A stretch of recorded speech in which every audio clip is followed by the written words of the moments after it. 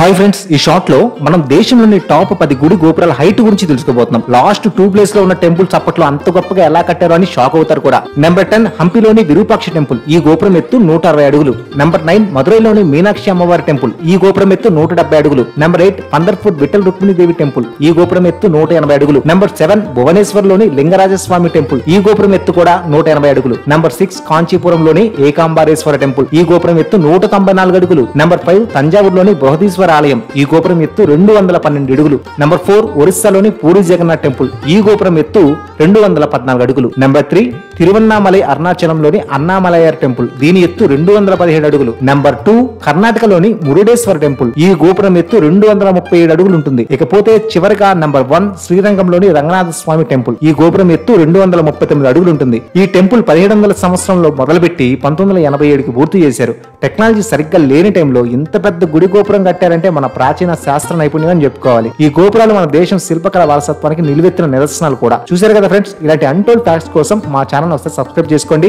ఈ షార్ట్ మీకు నచ్చినట్లయితే లైక్ చేసి షేర్ చేయండి. వీటిల్లో మీరు ఏ టెంపుల్స్ చూసారో కామెంట్ చేయండి. Thank you.